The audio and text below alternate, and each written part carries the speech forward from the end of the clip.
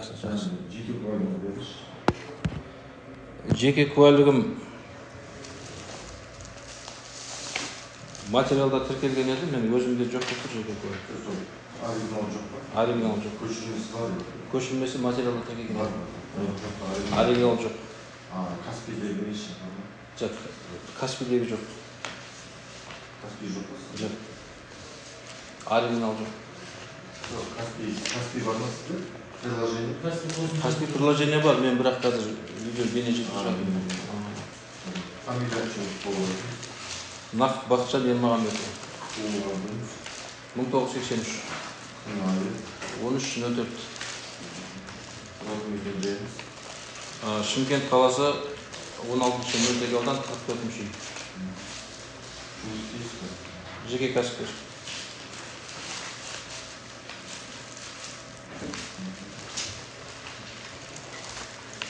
Сол сізге құқтарын түсіндіріп, сізді құжаттармен танысуға, олардың көшірмелерін түсіріп алуға, сот құқығына қарсылық білдіруге, талап-тілек беруге, аудармашы және қорғаушының көмегін пайдалануға құқығыңыз бар. Соттың құрамына қарсылығы бар ма? Соттың құрамына қарсылығым жоқ. Қазақ тілін түсінесіз? Қазақ тілін түсінемін. Қазақ тілін шағыңыз не себептен не келіспейді?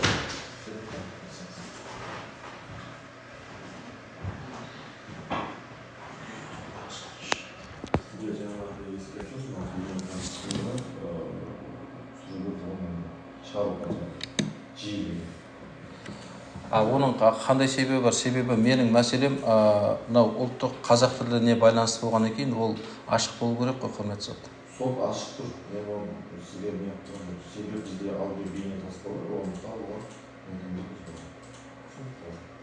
Аудио бейнелерді салуға мүмкіндігіңіз бар дейсіз ба? Жоқ, алуға мүмкіндігіңіз бар. Жоқ, бұны енді дұрыс қой, мен оны түсініп тұрмын, бірақ бұның сапасы деген нәрсе бар, бұның дауысы деген нәрсе бар. Мынау мемлекеттік. Жалпы айтып отырмын. Иә. Сіз түсіргенсіз. Иә. Шағымда немен келіспейтініз қысқаша айтыңыз. Шағымда келіспейтін мәселе, біріншіден, мен 7 мамыр күнге қаланың бас прокуроры немесе сенімді өкілін Бәйдібек би ескерткішінің қасына шақырған болатынмын. Ол жерге мен шақырдым. Оған себеп болған қазақ тілінде мынау қоғамда өзім жүрген жерінде мен ауруханаға барам. Сосын мынау қала домофон бар. Солардың барлығында маған қазақ тілінде мемлекеттік тілде қызмет көрсеткен жоқ. Сол себепті осы мәселелердің күрделеніп көбейіп кетуіне байланысты, тілдеріміз алашұбар болып кетуіне байланысты мен қаланың бас прокурорын осы жерге шақырып, өзімнің нақты сұрақтарымды қоймақшы болдым. Қасымда Бағлан деген жігіт болды. Біз екеуміз прокуратураға бардық. Прокурордың көмекшісіне хатымызды тапсырдық. Оған дейін де бізде бірінші Абай ауданының әкімшілігінің адамдары келді. Мен үйге келіп, сіз митингке шақырып жатсыз ба деді. Мен жоқ, митингке шақырып жатқан жоқпын дедім. Мен қаланың бас прокуроры осы кісіні шақырып жатырмын дедім. Нақты сұрақтарым бар дедім. Қазақ тіліне байланысты. Одан кейін Абай ауданының әкімшілігінің жұмысшысы келіп кетті, ол қызметкері. Мен ол да келіп менен сұрады, сіз митингке шақырып жатсыз ба деді. Жоқ, мен шақырып жатқан жоқпын дедім. Мен қазақ тілде нақты прокурорға немесе сенімді өкіліне нақты қоятын сұрақтарым бар дедім. Ол туралы хатта да сіздерге қосымша материал тапсырдым. Содан кейін 7 мамыр күні Асқар деген инспектор келді де мені Әл-Фараби ауданына 4 сағат негізсіз ұстап отырды. Осы мәселе бойынша. Сол кезде бүкіл адамдар, сол жердегі полиция подполковнигі бар, осы инспектор кісі бар, Асқар деген кісі бар, барлығы ақылдасып, маған жаңағыдай айыппұл салу салмау деген мен шетінен байқадым енді. Себебі планшет күтіп жатырмыз, планшет келсін деп, сол күні 7 мамыр күні маған айыппұл салған жоқ. Сосын келді де 11 мамыр күні келіп, айыппұл салуды білмеймін қандай негіз бар екенін мен түсінген де жоқпын, білген де жоқпын. Себебі менің хатымда, менің жаңағы видео жолдамам, видео үндеуімде онда ешқандай негіз жоқ деп есептеймін, айыппұл салатындай. Осы іске қатысты, айыппұлға қатысты.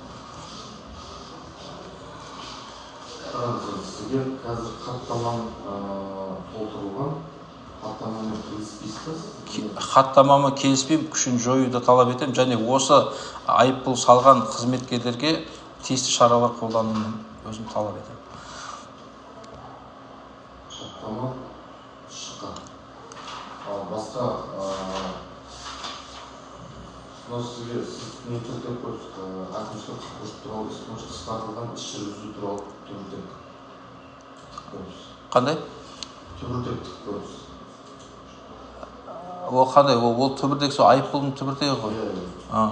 Осы айыппұлдың түбіртегі, яғни сізге келіскен жағдайда сізге 50%-бен айыппұл салу жөніндегі түбіртек берілген. Түбіртек берілген, бірақ мен ол түбіртекке қол қойылмаған, келіспеген.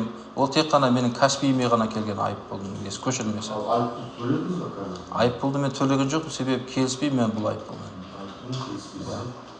Онда жазып әзірше отыра беріңіз. Жақсы.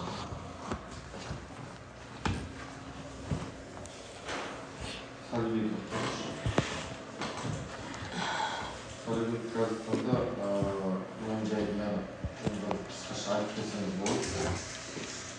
Құрметті сотымызда бізге 06.08.24 жылы Шымкент қаласы Әкімшілік ауданы әкімінің орынбасары Бысманов Антон хат келді.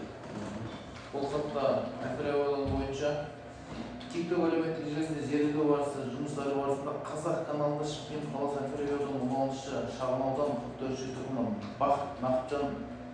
Нақып Бақытжан Ермұхамбетұлы тіл майданы тіркелмеген ұйымның мүшесі ретінде бейне үндеу жариялап 07.05.2024 сағат 12 шамасында Шымкент қаласы тұрғындарын Бәйдібек би көшесі Бәйдібек би ескерткіш маңына жиналысқа шақыруда. Сонымен қатар бүгінгі таңға дейін Нақып тарапынан аудан әкімі аппаратына жиналыс өткізу бойынша хабарлама түспеген. Осыған орай бұл сілтеме Facebook хабарламасы көрсеткен тіл майданына ұйымына қандай қатысы бар немесе жоқтығы туралы баға беріп сұранамын. Қосымша CD-диск жазасымен де CD-диск алып келдік өзіміздің. Бұл бойынша Шымкент қаласының әділет департаментінің басшысы Махамбетовке біздің департамент тарапынан хабарлама жолдады, сұраныс хат жолдады. Сізге TikTok әлеуметтік желісі бойынша жаңағыдай ғой, тіл майдан деген атаумен сізден азамат Б. Нақыптың тіл майданы деген атаумен үйіп тіркелген тіркелмек жөнінде ақпарат беруін сұранамын. Ол 10.05.2024 жылы департамент бастығы орынбасары М. Исабеков мырзадан жауап келді. Шымкент қаласының әділет департаменті заңды тұлғалар мемлекеттік деректер қорының 10.05.2024 жылы мәліметіне сәйкес тіл майданы ұйымының атауымен заңды тұлғалар тіркелмеген бойынша хабарлама келді. Бұл жерде бұл азаматқа тіркелмеген тіл майданы ұйымының мүшесі ретінде видеоүндеу жариялағаны бойынша Қазақстан Республикасының әкімшілік құқық бұзушылық туралы кодексінің 489 бабы 10 тармағының хаттама толтырылды. Хаттама толтырылды. Хаттама толтырылғаннан кейін түбіртек сіздер шығарып бергенсіздер. Біз шығарып берген жоқпыз. Бұл кісі хаттамамен бас тартты. Біз жаңағы Яғни түбіртек толтырған жоқсыздар. толтырған жоқ, ешқандай Қаулы тәртіпті. шықты ма қазіргі таңда? 10 күннен кейін шығады қаулы. 10 күннен кейін? Иә, күшіне енеді. 10 күннен кейін шығады дейсіз. Ал қазіргі таңда ешқандай қаулы шығарылған жоқ па? Қаулы шығарылған жоқ, 50%-ық есептік мөлшермен айыппұл салынды. Салынды ма? Иә. Сіз берілген жоқ дедіңіз. Қазір берілді. Жоқ, хаттама электронды түрде хаттама толтырды. Бірақ бұл кісінің қолында ешқандай қаулы берген жоқ. Қазіргі таңда қаулы шыққан жоқ па? Жоқ. Қаулы егер төлемеген жағдайда 100% есептік көрсеткіште айыппұл төлеу қаулысы шығарылса.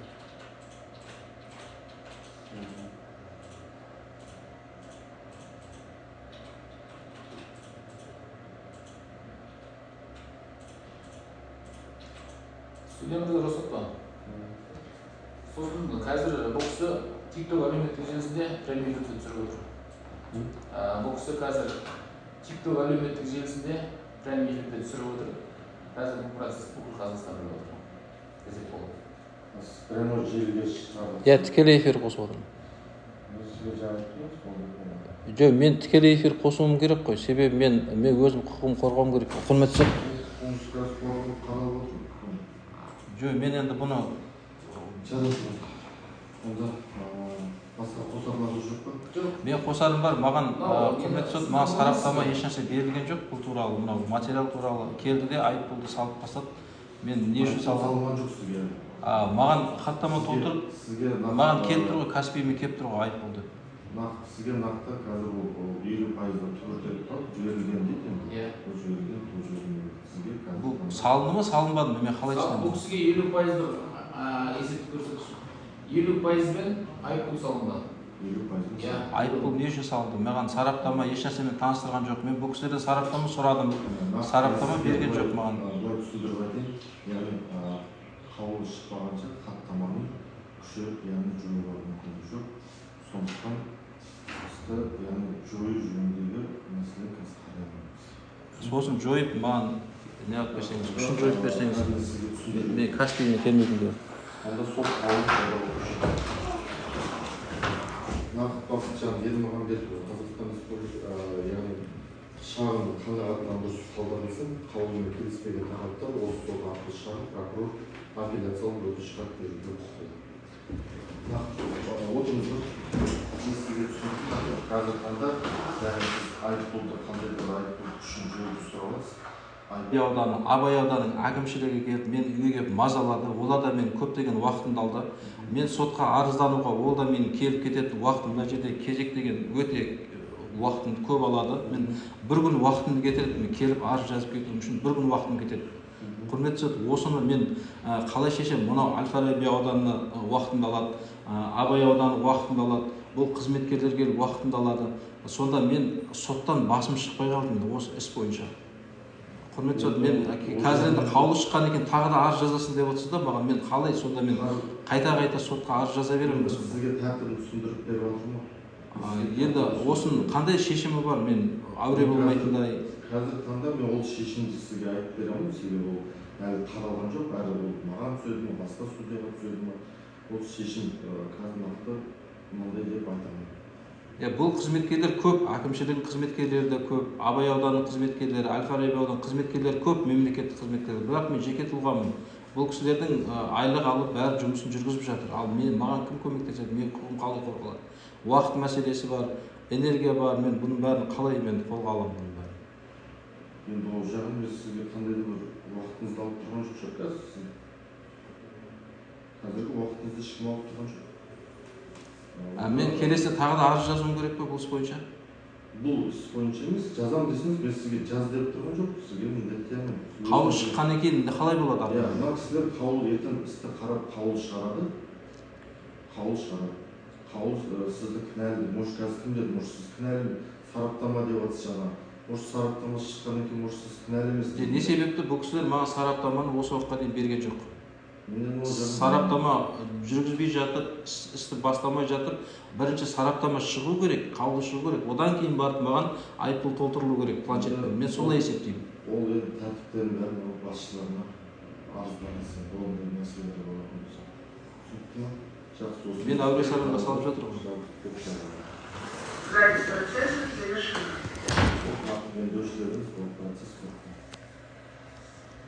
Жақсы, шығып кете береміз содан. Сот аяқталды, жаңа айтып қаулы. Жақсы, рахмет.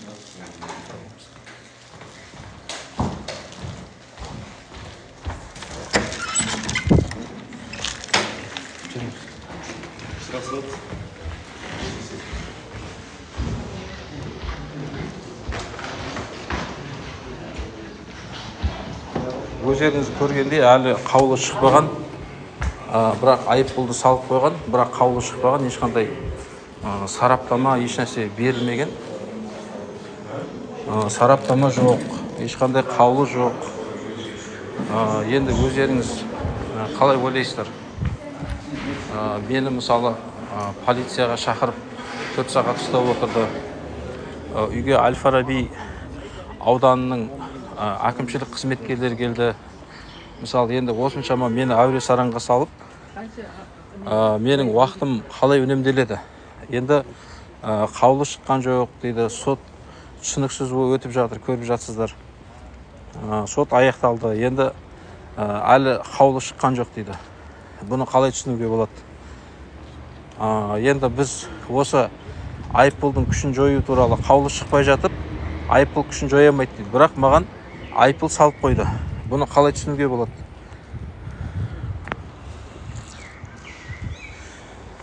Құрметті қазақ елі, алдағы уақытта бұл сот туралы әлі негізге алып, осы соттың соңына дейін жеткізіп, осы сотта анықтайтын боламыз. Бірақ бұл сотта әлі жаңағыдай куәгер қатысу, істің мән-жайы қаралуы, осы нәрселерді анықтаған жоқ. Судья енді қаулы 10 күннен кейін шығады деді. Қаулыны күткеннен кейін маған белгісізді, бұл түсініксіз жағдайларда. Маған бірақ кәсібиме айыппұл. Мен 7 мамыр күні есім Нақып Бақытжан Шымкент қаласы бойынша мынау Шымкент қаласының бас прокурорын 7 мамыр күні неге шақырғам? Мынау Бәйдібек би ескерткішіне 7 мамыр күні. Қасымда бір тіл жанашыры бар. Екеуміз бас прокурорды немесе сенімді өкілін осы неге шақырғам жаңағыдай Бәйдібек бидің қасына. Нақты қазақ тілі бойынша сұрақтарым болды. Осы сұрақтарды қою үшін Бәйдібек биге шақырғамыз. Сол нәрсені анау тіл майданның ұйымы деп бір нәрсе деп айыппұл толтырып, түсініксіз бір негізсіз нәрселермен айыппұл салып отыр ғой. Сол айыппұлдың күшін жойып жаңағыдай қызметкерлерге шара қолдануын мен сұрап отырмын да соттан. Барлығы қазақ тілі мәселесінің төңірегінде басталды ғой. Құрметті қазақ елі, мен алдағы уақытта тағы да тікелей эфирге шығатын боламын. Сот әлі шешім шығарған жоқ, қаулы жоқ, сараптама жоқ, ештеңе жоқ, бірақ айыппұл салып жіберген. Ешқандай қаулы жоқ, ешқандай сараптама жоқ. Сондықтан қазір сот істі тоқтатты да қаулы шықсын дейді. Қаулы қашан шығады, әлі сараптама шықпаған, бірақ айыппұл жазылып, менің кәсібиме жіберіліп қойғанда, әлі қаулы шықпай жатып, әлі жаңағыдай ешқандай сараптама жоқ, қаулы жоқ. Сол менің мынау кәсібиме бірақ айыппұлды жіберіп қойған. Бұл масқара жағдай ғой, мынау пойыздың алдына шығып жүгіру деген сияқты мәселе ғой, бұл машинаның алдына шығып жүгіру деген мәселе ғой. Ал құрметті көрермендер, келесі эфирлерде жолыққанша аман сау болыңыздар. Баршаларыңызға үлкен рахмет қолдауларыңызға. Жақсы, келесі эфирде жолыққанша.